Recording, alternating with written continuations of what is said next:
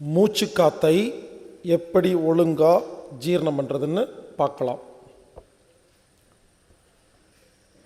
சாப்பாடு எப்படி சாப்பிட்றதுன்னு பார்த்தாச்சு, தண்ணி எப்படி குடிக்கிறதுன்னு பார்த்தாச்சு. மூணாவது விஷயம், மூச்சு காத்தை எப்படி ஒழுங்காக ஜீரணம் பண்ணுறது. மூச்சு காத்தை எப்படி தெரியுமா ஜீரணம் பண்ணணும்?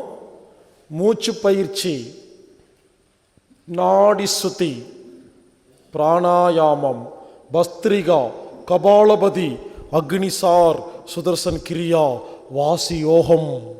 பயப்படாதீங்க, இதில் எதுவுமே சொல்லி கொடுக்க மாட்டேன்.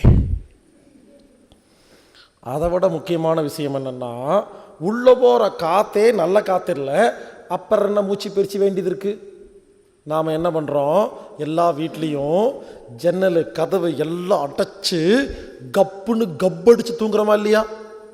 அது ஒன்றே போதும். யோசிச்சு பாருங்கள், எல்லோரும் என்ன பண்ணுறோம், சாயந்தரம் 6 மணிக்கு மேலே கொசு வருதுன்னு சொல்லி எல்லா ஜன்னலும் கதவு அடைச்சி வச்சு படுக்கிறோமா இல்லையா? நல்லா யோசிச்சு பாருங்கள், ஒரு வீட்டுக்குள்ளே 10 அடி 10 அடியில் எல்லாத்தையும் அடைச்சிட்டு படுத்தா புது காற்று உள்ளே வரதே இல்லையே, பழைய கெட்ட காற்று வெளியே போகிறதே இல்லையே.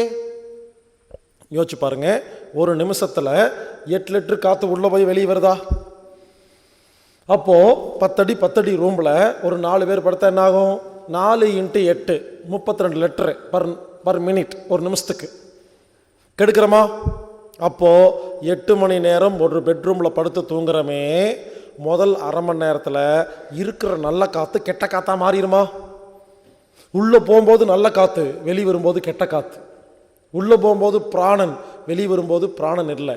உள்ளே போகும்போது ஆக்சிஜன், வெளியே வரும்போது ஆக்சிஜன் இல்லை.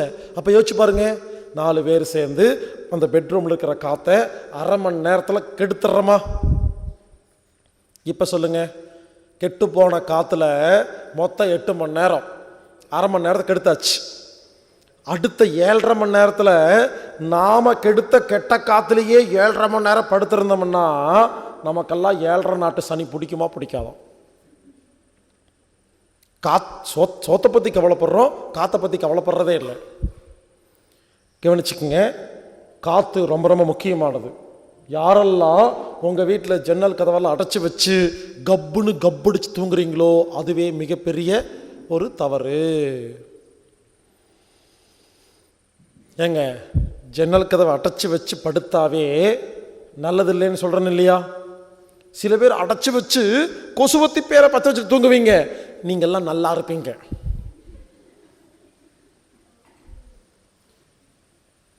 எட்டு மணி நேரம் கொசுவத்தியில் படுத்து தூங்குறீங்களே, கொசு சின்ன கொசு அன்னைக்கே செத்துருது, நாமெல்லாம் கொஞ்சம் பெரிய கொசு, கொஞ்சம் லேட் ஆகுது, அவ்வளோதான் வித்தியாசம். கொசுக்கு விஷம்னா நமக்கு விஷம் தானே? கொஞ்சம் யோசிச்சு பாருங்கள். இனிமேல் கொசுவத்தியெல்லாம் பற்ற வச்சுட்டு தூங்காதீங்க, எடுத்து கடிச்சிட்டு தூங்கிடுங்க, ரெண்டும் ஒன்று தான், பெரிய வித்தியாசமே இல்லை. இந்த லிக்விடு ஃப்ளக்கில் மாட்டுறீங்க இல்லையா, ரெப்பலண்ட், அதெல்லாம் மாட்டாதீங்க, எடுத்து தண்ணி எடுத்து குடிச்சிட்டு படுத்துருங்க, எல்லாம் ஒன்று தான். புரிஞ்சுக்குங்க, கொசுக்கு விஷம்னா நமக்கு விஷம் தானே? 8 மணி நேரம் கொசுவத்தியில் படுக்கிற யாரையும் காப்பாற்ற முடியவே முடியாது. இதை பற்றி யாருமே பேசுறதில்ல. காற்றுக்கு என்ன பண்ணிக்கிறோங்கன்னு கேட்டால் எல்லாரும் சொல்கிறீங்க, காற்றுக்கு ஃபேன் போட்டுக்கிறேன்னு. ஃபேன் என்ன பண்ணோம்? இருக்கிற கெட்ட காற்றை சுற்றி கொடுக்கும்.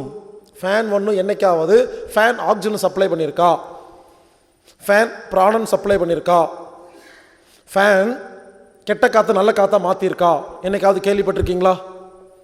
புரிஞ்சுக்குங்க, ஃபேனுடைய வேலை என்னென்னா இருக்கிற கெட்ட காற்றை சுற்றி கொடுக்கும், அவ்வளோதான். ஃபேன் போட்டுக்கிறனால கொஞ்சம் உப்புசம் இல்லாமல் இருக்கும், அவ்வளோதான், அது ஒன்றும் நல்லது கிடையாது. புரிஞ்சுக்கங்க, காற்றை பொறுத்த வரைக்கும் 2 விஷயம். 1, கொசுவத்தி பயன்படுத்தவே கூடாது at any cost. No excuse, no argument, கொசுவத்தி பயன்படுத்தக்கூடாது, அவ்வளோதான். 2வது, காத்தோட்டமான இடத்துல படுக்கணும். காத்தோட்டமான இடம் என்பது ஃபேன் போட்டுக்கிறது இல்லை, புது காற்று உள்ளே வரணும், பழைய காற்று வெளியே போகணும். அப்போ என்ன பண்ணணும்? ஜன்னலை திறந்து வச்சு படுக்கணும். உடனே எல்லாரும் கேட்குற கேள்வி, ஜன்னலை திறந்து வச்சு படுத்தா கொசு வந்து கிடைக்குது, என்ன பண்ணுறது? முதல் கேள்வி. இந்த குளிர் பிரதேசங்கள்லையா, ஊட்டி, குன்னூர், லண்டன் போன்ற, பெங்களூர் போன்ற இடங்களில், டெல்லியிலெல்லாம் குளிர் ஓவராக இருக்குது, உள்ளே குளிர் வருது, என்ன பண்ணுறது? சவுதி அரேபியா, குவைத், கத்தார் போன்ற நாடுகளில் ஹீட்டு, மணல் காற்று உள்ளே வரும். என்ன பண்ணுறது? அதை விட முக்கியமான விஷயம், திருட வந்து திருடிடுவான். என்ன பண்ணுறது? அதை விட முக்கியமான விஷயம், பக்கத்து வீட்டுக்காரங்க வேடிக்கை பார்த்துட்டாங்கன்னா என்ன பண்ணுறது? அவ்வளோதானே. இது எல்லாத்துக்கும் பதில் சொல்கிறேன். சிம்பிள் ஐடியா பண்ணுங்க. எல்லா ஜன்னல் கதவை அடைச்சி வச்சு படுத்துக்குங்க. செவுத்தில் மேலே வட்டமாக சின்னதாக ஒரு ஓட்டையை போடுங்க. ஒரு குட்டி ஃபேன் மாட்டுங்க, தட்டி விடுங்க. இந்த ஃபேன் என்ன பண்ணும்? காற்றை வெளியே அனுப்புமா? அதுக்கு நேர் ஆப்போசிட்டில் ஒரு வட்டமாக ஓட்டையை போட்டு ஒரு கொசு வலையை மாட்டுங்க. இப்போ என்னாகும்? இந்த ஃபேன் வழியாக எத்தனை கெட்ட காற்று வெளியே போகுதோ அந்த ஓட்டை வழியாக உள்ளே வருமா? இல்லை, மாற்றி வைங்க. ஒரு பக்கம் ஃபேனை வெளியிருந்து உள்ளே வர மாதிரி வைங்க, ஒரு பக்கம் ஓட்டை வச்சுருங்க. அப்போ வெளிக்காற்று புது காற்று உள்ளே வந்துகிட்டே இருக்குமா? இந்த ஓட்டை வழியாக கெட்ட காற்று வெளியே போயிட்டே இருக்குமா? ஏதாவது பண்ணுங்க. ஆக மொத்தம் நல்லா கேட்டுக்குங்க. எப்போ ஒரு ரூமில், பெட்ரூமில், நான் ஏன் பெட்ரூம்னு ஸ்பெசிஃபை பண்ணி சொல்கிறேன்னா, அங்கே தான் 8 மணி நேரம் படுத்துருக்கோம். இருந்தாலும் நான் சொல்கிறத ஆஃபீஸு, ஸ்கூலு, கிச்சனு, ஹாலு எல்லாத்துலேயும் தான் மாற்றணும், இல்லைன்னு சொல்ல. எதுக்கு பெட்ரூம் சொல்கிறேன்னா, அங்கே தான் அதிக நேரம் இருக்கிறோம். புரிஞ்சுக்குங்க. எல்லா வீட்டு பெட்ரூம்லையும், ஹால்லையும், கிச்சன்லையும் காத்தோட்டத்தை பற்றி கொஞ்சம் கவலைப்படுங்க. எந்த வீட்டுக்குள்ளே போனாலும் கப்படிக்குது, எல்லாத்தையும் அடைச்சி வச்சு படுத்துருக்கிறது. சில பேர் ஜன்னலே இல்லை வீட்டில், சில பேர் ஜன்னல் வச்சுருக்காங்க, திறந்தா பக்கத்து வீட்டு ஜன்னல் தெரியுது. எல்லோரும் என்ன பண்ணுறீங்க? உங்கள் இடம் இருக்கு இல்லையா, உங்கள் இடத்துல கரெக்டாக பில்டிங் கட்டிடுவீங்க.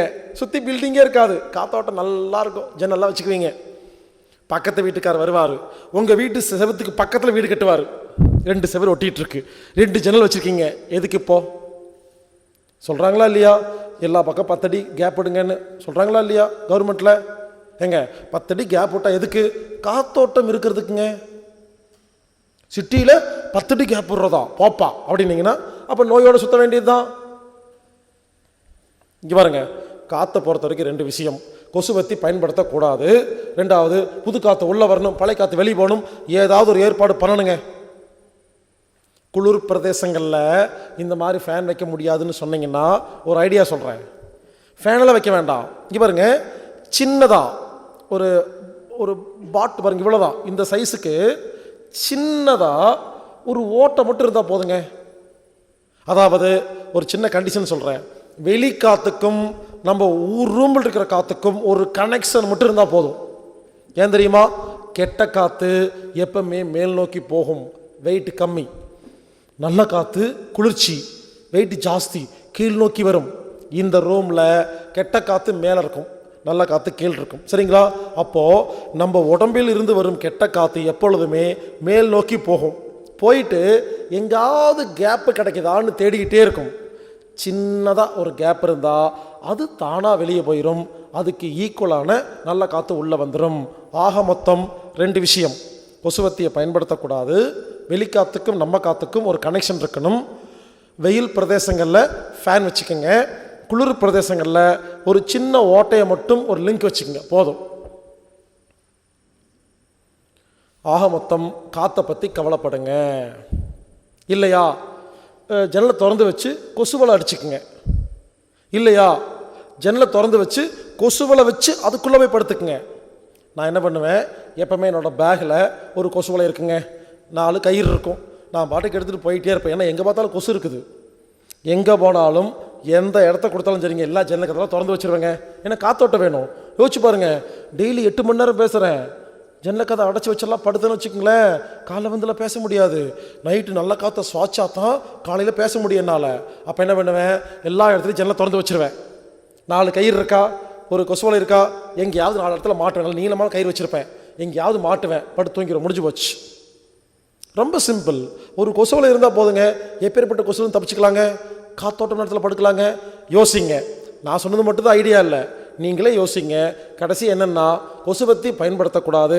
புது காற்று உள்ளே வந்து பழைய காற்று வெளியே போகணும். நைட்டு ஃபுல்லாக நல்ல காற்றை சுவாசிச்சாதான் பகலில் ஆரோக்கியமாக இருக்க முடியும். ஏனென்றால் நைட்டு தான் உடம்பு ஆரோக்கியத்தை தன்னைத்தானே குணப்படுத்தி ஆரோக்கியம் அடையுது.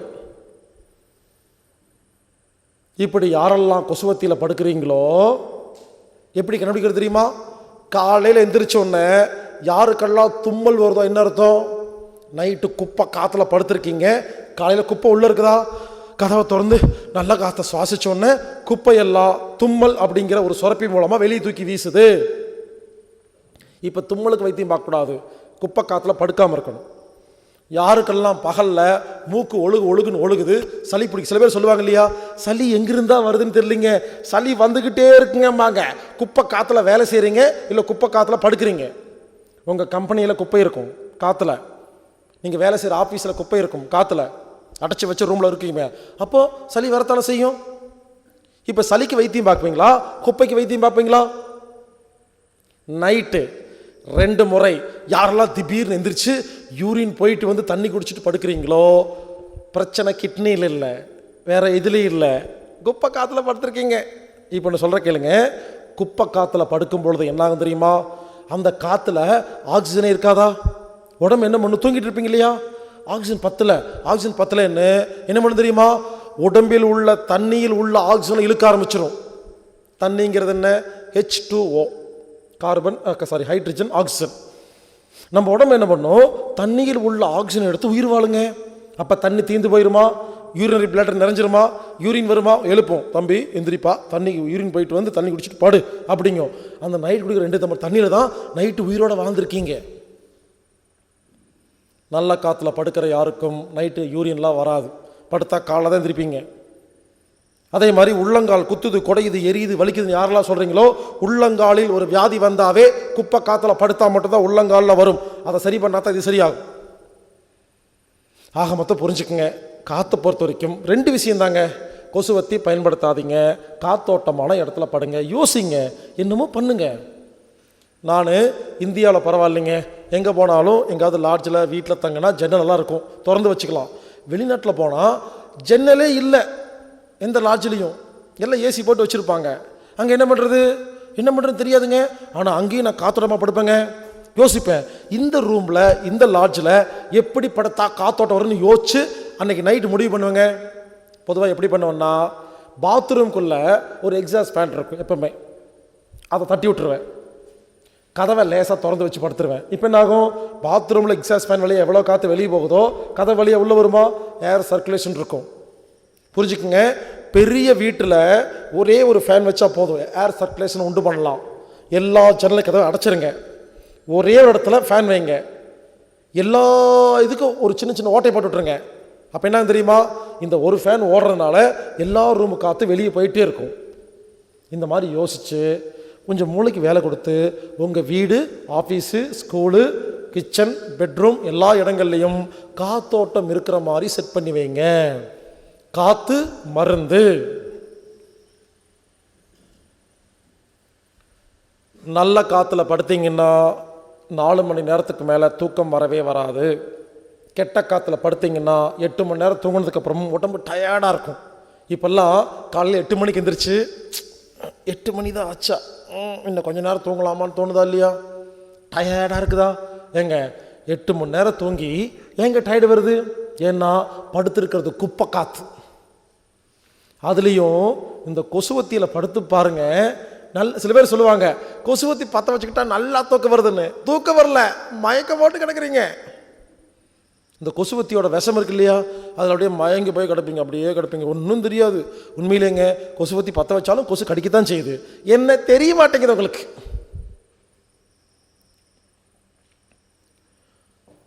ஸோ காற்றை பொறுத்த வரைக்கும் 2 விஷயம், கொசுவத்தி பயன்படுத்தக்கூடாது, காத்தோட்டமான இடத்துல படுக்கணும். இருந்தாலும் இயற்கை கொசுவத்தி தயாரிக்கிறது எப்படின்னு சொல்லி கொடுக்குறேன். ஒரு கார்த்திகை விளக்கு எடுத்துக்கங்க, அதில் நல்லெண்ணெயை ஃபில் பண்ணுங்க, விளக்கை பற்ற வைங்க, 4 பக்கம் 4 கல்லை வைங்க, ஒரு தகர பிளேட் அது மேலே வைங்க, தோசைக்கல்லை மாதிரி. இப்போது கார்த்திகை விளக்கு எரியும் பொழுது நல்லெண்ணெய் வாசம் அடிக்குமா? அது உடம்புக்கு ஆரோக்கியம். இந்த தகர பிளேட்டு சூடாகுமா? அந்த தகர பிளேட்டுக்கு மேலே ஆரஞ்சு பழத்தோல், சாத்துக்கொடி தோல், வில்வ இலை, கருவேப்பிலை, புதினா, கொத்தமல்லி, அப்புறம் அந்த வேப்ப இலை, வேப்பம்பூவு, இந்த மாதிரி ஏதாவது மூலிகையை அந்த மேலே தூவி விட்டுட்டு நைட்டு படுத்து தூங்கி பாருங்கள். இந்த தகர பிளேட்டு சூடாகும் பொழுது இந்த மூலிகை இலையெல்லாம் சூடாகி ஒரு புகை, லேசாக ஒரு காற்று மாதிரி வருமா? அது புகை மாதிரி வராது, அது காற்று மாதிரி வரும், ஒரு ஸ்மெல் மட்டும் வரும். அந்த ஸ்மெல்லுக்கு கொசு வராது. மூலிகை காற்று சுவாசம் மாதிரியாச்சு, உடம்புக்கு ஆரோக்கியம், கொசுவும் வராது. அந்த காலத்தில் இப்படி தான் பயன்படுத்திட்டு இருந்தாங்க. இப்போ தான் மாறி போய் அது என்னென்னமோ கெமிக்கல்லாம் பயன்படுத்த ஆரம்பிச்சிட்டாங்க. இயற்கையாக மூலிகையை வச்சு கொசுவத்தி தயாரித்து வீட்டில் பயன்படுத்துங்க. ரொம்ப ரொம்ப நல்லதுங்க. பெட்ரூம் லைட்டு மாதிரி இருக்கும். நல்லெண்ணெய் எரிஞ்சால் உடம்புக்கு ஆரோக்கியம். இந்த ஒரு புகை, மூலிகை புகை உடம்புக்கு நல்லது, கொசுவும் வராது. வீட்டில் காலையிலையும் சாயந்தரமும் சாம்பிராணி புகை நிறைய போடுங்க. வேப்பலையை கொளுத்தி போடுங்க. இப்படி வீட்டுக்குள்ளே நிறையா புகை போட்டே இருந்தீங்கன்னா அந்த வீட்டுக்குள்ளே கொசுவே வராது. அந்த புகை இருக்கு இல்லையா, செவுத்துல எல்லாம் உட்காந்துருக்கும். அது ஒரு ஒரு கசப்பான ஒரு வாசத்தை கொடுக்கும். கொசு வரும்பொழுது அந்த வாசத்துக்கு ஓடி போயிடும். மற்ற வீட்டில் 100 கொசு இருக்கும், அட்லீஸ்ட் உங்கள் வீட்டில் ஒரு 10 கொசு இருக்கும். வரும், கம்மியாக இருக்கும். டெய்லி சுத்தம் பண்ணி வைக்கணும். சாம்பிராணி புகை போடணும். ஏதாவது மூலிகை புகையை போட்டு போட்டு காலையில் சாயந்தரமெல்லாம் புகையை போட்டு வீட்டெல்லாம் புகை பண்ணி விடணும். நல்லெண்ணெய் வீட்டில் பற்ற வைக்கணும். விளக்கு பற்ற வச்சிங்கன்னா அந்த விளக்கு வெளிச்சத்துக்கு வராது.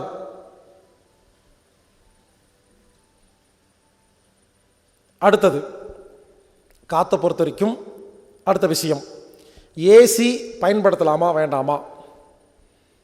ஏசி உடம்புக்கு கெடுதல். ஏன் ஏசி எப்போ பயன்படுத்துகிறோம்? ஏசியில் எவ்வளோ டெம்பரேச்சர் பயன்படுத்துகிறோம்? ஒரு 17-18 டிகிரி சென்டிகிரேட். நல்லா கேளுங்க, உடம்பின் டெம்பரேச்சர், ஆரோக்கியமான டெம்பரேச்சர் 37 பார்த்தோமா? நல்லா கேளுங்க, உடம்புடைய டெம்பரேச்சர் 37. அப்போது ஏசி ரூமுக்குள்ளே போகிறீங்க, அதில் ஒரு 17 டிகிரி வச்சுருக்கீங்க, 17 டிகிரி. இப்போ சொல்லுங்கள், 17 டிகிரி ஒரு கிளைமேட், காற்று வந்து நம்ம உடம்புல பட்டால் உடம்புக்கு 37 டிகிரி இருந்தால் ஆரோக்கியமா? அப்போ என்னாகும் தெரியுமா? தோலில் உள்ள எல்லா செல்களும் 17 டிகிரி டெம்பரேச்சரை 37 மாற்றணுமா? அப்போ எல்லா செல்லுக்கும் குளுக்கோஸ் தேவைப்படுமா? சர்க்கரை தேவைப்படுமா? ஆக்சிஜன் தேவைப்படுமா? எல்லா செல்லும் சூடு பண்ணிகிட்டே இருக்கணுமா? 20 டிகிரி சூடு பண்ணி ஒவ்வொரு செகண்டும் சூடு பண்ணிட்டு இருந்தா உடம்புக்கு சர்க்கரை செலவா? ஆக்சிஜன் செலவா? அந்த வேலை செலவா? எனர்ஜி வேஸ்டா? டைம் வேஸ்டா? புரிஞ்சுக்கங்க, உடம்பின் மனிதனின் ஆரோக்கியமான டெம்பரேச்சர் 37 டிகிரி அப்படிங்கிறது எல்லாத்துக்குமே தெரியும். நீங்கள் இமயமலைக்கு போய் பனிக்கட்டியான இடத்துல உட்கார்ந்துருந்தாலும் 37 தான் காட்டும். பாலைவனத்துக்கு போனாலும் 37 தான் காட்டும். அப்போது உடம்பின் ஆரோக்கியமான டெம்பரேச்சர் 37 இருக்கும் பொழுது எதுக்கு 17 டிகிரி டெம்பரேச்சரில் உட்கார்ந்துட்டு நோயை ஏற்படுத்துறீங்க? ஏசியை ஏன் தெரியுமா 17 டிகிரி வைக்கிறாங்க? அது ஒரு பெரிய கூத்து. Scotland, London, German, England, France இங்கெல்லாம் போனீங்கன்னா டெம்பரேச்சர் எவ்வளோ தெரியுமா இருக்கும்? 5 டிகிரி, 10 டிகிரி, 0 டிகிரி, -10 டிகிரிக்கு போகும். அதெல்லாம் குளிர் பிரதேசங்கள். அங்கே இருக்குதாங்க இல்லையா, அங்கே இருக்கிறவங்க அவங்க வீட்டுக்குள்ளே ஒரு ஏசி வச்சுருப்பாங்க. அதுக்கு பேர் என்ன தெரியுமா? ஹீட்டர். நம்ம தான் ஏசின்னு சொல்கிறோம், அவங்க ஊரில் ஹீட்டர்னு சொல்லுவாங்க. -23 டிகிரி டெம்பரேச்சர் குழு குழுன்னு இருக்கிற பனிக்கட்டி இருக்கிற ஊரில் ரூமுக்குள்ளே +17 வச்சாங்க. புரிஞ்சுங்களா? அதுக்கு பேர் ஹீட்டர். அந்த நாட்டுக்காரங்க நம்ம நாட்டுக்கு வந்தாங்களா? Tamil Nadu, India, Sri Lanka, Singapore, Malaysia, Burma, Thailand, இந்த நாடெல்லாம் பார்த்தீங்கன்னா நல்ல பூமிங்க, செழிப்பான பூமி. இந்தோனேஷியாலாம் ஆரோக்கியமான பூமி. ஏன் தெரியுமா? டெம்பரேச்சர் எந்த நாட்டில் 28-30 டிகிரி இருக்குதோ இந்த நாடு எல்லாமே வளமான நாடுங்க. அப்போது அந்த நாட்டுக்காரங்க இங்கே வந்தாங்க இல்லையா வியாபாரம் பண்ணுறக்கு, அவங்கெல்லாம் இன்னும் போகலை, இருக்கிறாங்க. அவங்க யாருங்கிறது சொல்கிறேன் அப்புறமா. அவங்க இந்த நாட்டுக்கு வரும் பொழுது நம்ம டெம்பரேச்சர் அவங்களுக்கு ஒத்து வரலைங்க. நம்ம டெம்பரேச்சர் ஆரோக்கியமான டெம்பரேச்சர். இப்போ நம்ம சாதாரணமாக உட்காந்துருக்கோம் இல்லையா, இந்த டெம்பரேச்சர் இருந்தாவே உடம்பு ஆரோக்கியமாயிரும். அப்படி இருக்கும் பொழுது அவங்க நம்ம நாட்டுக்கு வந்து இந்த டெம்பரேச்சர் சூடாக இருக்குன்னு சொல்லி அவன் என்ன பண்ணா, ஏசி மிஷினை மாட்டி +17 வச்சா. அவன் நாட்டில் இருக்கிற மாதிரி நம்ம என்ன பண்ணோம், அப்படியே காப்பி அடித்து யூஸ் பண்ணுறோம். எதுக்கு யூஸ் பண்ணுறோம், ஏன் யூஸ் பண்ணுறதில்ல, காசு கிடச்சா போதும் ஏசி எடுத்து மாட்டிக்கிறது. ஓசியில் ஏசி கிடச்சா 2 பாயிண்ட் கம்மி பண்ணுறது ஆஃபீஸில். இதில் வேறு கோட்டெல்லாம் போட்டுட்டு இன்னும் கொஞ்சம் கம்மி பண்ணு. இதில் ஒரு காமெடி என்னென்னா, பெரிய பெரிய பஸ் இருக்கு இல்லையா, ஏசி பஸ்ஸு, அதிலெல்லாம் போகிறீங்க இல்லையா, சாதாரண பஸ்ஸு 500 ரூபாங்க, ஏசி பஸ்ஸு 1500 ரூபா. அதில் ஒரு காமெடி நடக்கும் பாருங்க. குழு குழுன்னு ஏசி போட்டுட்டு எல்லாம் கம்பளி போற்றி குழு குழு நடுக்கிட்டே போவாங்க. எதுக்கு அவ்வளோ கடுப்பு? ஏசியில் போகிற எது கம்பளி போத்திட்டு போகிற? அப்போ கடுப்பாக இருக்குன்னு தெரியுதா இல்லையா? ஒரு பந்தா, நான் ஏசி ரூமில் ஏசி பஸ்ஸில் போனேன். எதுக்கு போகிறோம், ஏன் போகிறோம் தெரியல, புரியல. புரிஞ்சுக்குங்க, ஏசி உடம்புக்கு கெடுதல். ஒருவேளை ஏசி பயன்படுத்துகிறதா இருந்தால் இங்கே பாருங்கள், ஏசி எந்த ஊரில் பயன்படுத்தினோம்னா Saudi Arabia, Kuwait, Qatar, Bahrain போன்ற நாடுகளில் போய் பாருங்கள். அங்கெல்லாம் ஹீட் கண்ட்ரி, அங்கெல்லாம் சாதாரணமாக ஏசி இல்லாமல் இருக்க முடியாது. அதே மாதிரி குளிர் கண்ட்ரி இருக்கு இல்லையா, அங்கே குளிராக இருக்கும்.